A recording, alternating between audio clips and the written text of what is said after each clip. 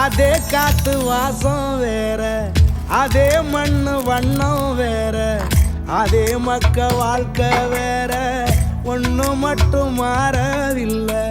மத்த நாட்டு சுவையெல்லாமே ஒத்த வேலை உடைய போல, சுத்தமான நம்மூர் சுவையோ ஆத்தா தந்த உசுர போல. மூட்டி பாசம் கொட்டி சமைச்சது திண்டுக்கல் தலப்பா கட்டி, நெய்யூத்தி நேசம் கொட்டி இழுக்குது திண்டுக்கல் தலப்பா கட்டி.